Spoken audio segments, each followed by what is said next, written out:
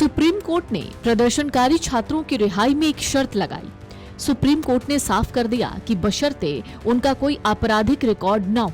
साथ ही supreme court ने यह भी संकेत दिया कि प्रदर्शनकारियों और पुलिस कर्मियों दोनों के शामिल होने वाली हिंसा के आरोपों की स्वतंत्र जांच जरूरी है। लेकिन ये भी सीजेपी को मंजूर नहीं।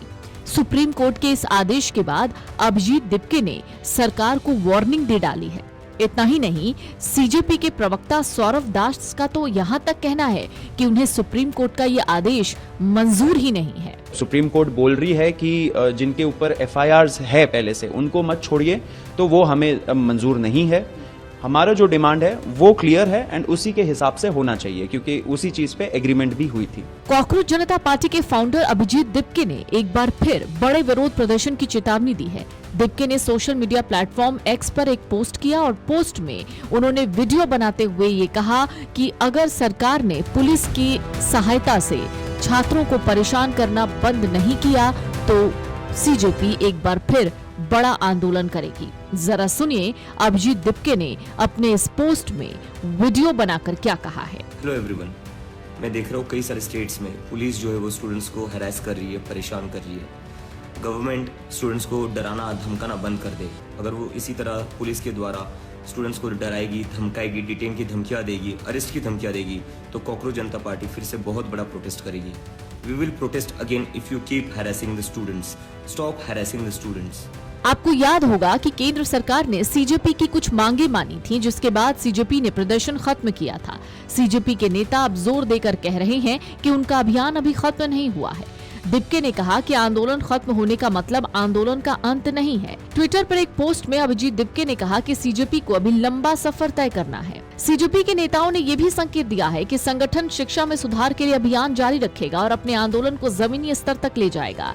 सीजेपी के प्रवक्ता सौरभ दास का कहना है कि संगठन युवाओं से जुड़े मुद्दे को उठाना जारी रखेगा, लेकिन उन्हें सुप्रीम कोर्ट का आदेश मंजूर नहीं है। इस बीच आशुतोष रांका, जो कि सीजेपी के प्रवक्ता ही हैं, उन्होंने भी इस पर अपनी राय रखी। जरा सुनिए सौरभ दास और आशुतोष रांका का क्या कहना है। सुप्रीम कोर्ट ने जो एग्जिस्टिंग अफेयर्स है उन पे प्रोसीड करने की परमिशन दी है और बहुत शर्म की बात है कि सरकार ने इस मुद्दे पर कुछ भी ऑपोजिशन नहीं किया, क्योंकि 25 जुलाई को बहुत क्लियर अलाइनमेंट था कि कोई भी एग्जिस्टिंग एफआईआर जो है उनको विड्रॉ किया जाएगा और आगे कोई भी एफआईआर फाइल नहीं की जाएगी। ये एक डायरेक्ट कॉन्ट्रडिक्शन है।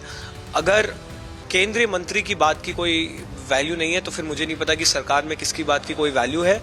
सरकार से हम मांग करते हैं कि जो आपका 25 जुलाई का एग्रीमेंट है उसको ऑनर करें, हमें रिटर्न एग्रीमेंट दें और जितनी भी एफआईआर्स हैं उनको विड्रॉ करके आगे कोई भी एफआईआर ना हो इस पर रिटर्न एग्रीमेंट दें। नहीं, देखिए अभी तक इस बारे में कोई अपडेट नहीं आई है और अगर जल्दी ही इसमें हमें अपडेट नहीं मिलती है तो हम फिर से आंदोलन करने को मजबूर होंगे। हम अपने किसी भी छात्र या युवा को पीछे नहीं हटने देंगे, परेशान नहीं होने देंगे और किसी भी पुलिस द्वारा, चाहे वो दिल्ली पुलिस हो, चाहे कोई केंद्रीय इन्वेस्टिगेटिव एजेंसी हो या सरकार की पुलिस हो, उनके द्वारा हमारे बच्चों को परेशान नहीं होने देंगे। देखिए, हमें बंगाल और राजस्थान समेत तमाम राज्यों से इस तरह के एश्योरेंसेस मिले थे। अब देखते हैं वो रिटर्न एग्रीमेंट्स कब हमारे हाथ में आते हैं। जैसा कि मैंने बोला, केंद्रीय सरकार को सबसे पहले वो रिटर्न एग्रीमेंट देना होगा। अगर वो नहीं आता है तो हम फिर से आंदोलन करने को मजबूर होंगे। देखते हैं, आज का दिन पूरा होने दीजिए, देखते हैं सरकार की तरफ से क्या रुख आता है। सुप्रीम कोर्ट बोल रही है कि जिनके ऊपर एफआईआर्स है पहले से उनको मत छोड़िए, तो वो हमें मंजूर नहीं है। हमारा जो डिमांड है वो क्लियर है एंड उसी के हिसाब से होना चाहिए, क्योंकि उसी चीज पे एग्रीमेंट भी हुई थी।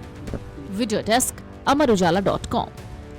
अगर आप ये वीडियो YouTube पर देख रहे हैं तो हमारे चैनल को सब्सक्राइब कर बेल आइकन दबाएं और Facebook पर देख रहे हैं तो हमारे पेज को लाइक करें।